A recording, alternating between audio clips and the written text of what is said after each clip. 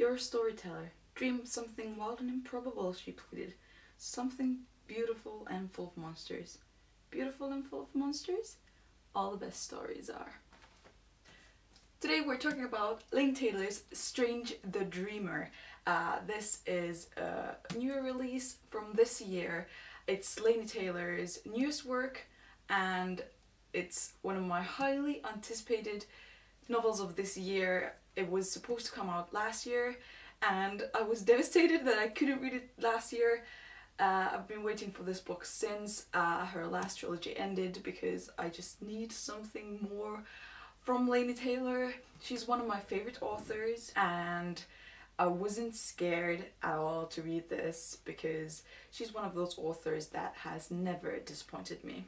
So if you're not yet familiar with Laini Taylor, she's a fantastic storyteller. She writes fairy tales with beautiful prose, almost too beautiful you could say, and she just has an imagination like with no limits. She probably has an obsession with moths and monsters and gods because those are like themes in all of her books, and Strange the Dreamer is no exception. As you can see, there's a moth on the cover, and this book is one of those with a plot that you don't really want to know too much about it going into this. It's very hard to describe what it is about, firstly, but if you do know too much, it will like kind of take the surprise element and kind of like the magical feeling of the story, because you first start with Laszlo Strange, who is the title Strange the Dreamer of the book. He is just such a sweetheart. He has had his own ups and downs, but he has always dreamed and wished to see this lost city of Weep.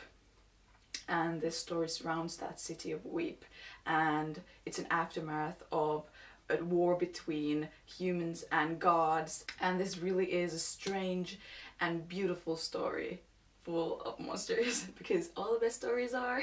So yeah, I'm not going to give too much of a plot synopsis because I think you shouldn't know much about this book going into it, but if you're really curious, just go look it up. But just to warn you, it's not one of those synopses that you just read and you instantly know what the book is about. But it's safe to say this is a new favorite, and it's probably one of my favorite books of the year, maybe the top favorite of the year. I don't know if I'll read anything like this because, well, I'm a bit biased. I'm a huge fan of Laini Taylor. I've been waiting for this book forever and I absolutely adored it, so it's no surprise that I will shove this in your face and tell you to read it because it's magical. But there is I could categorize readers for this book in 3 categories, because ultimately the question is, have you read Daughter of Smoke and Bone?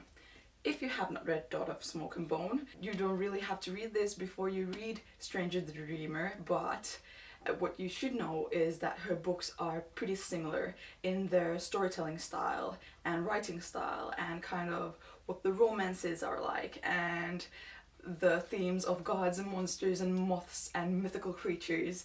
Those are really themes in her books that you should know going into it. But if you have still the pleasure to read Laini Taylor for the first time, you could read this Daughter of Smoke and Bone series first, or you could try out with Strange the Dreamer. But if you did not like Daughter of Smoke and Bone when you read it, because I know Laini Taylor isn't for everyone, I don't think you'll like Strange the Dreamer because it's very similar in the writing style and storytelling style, like I said.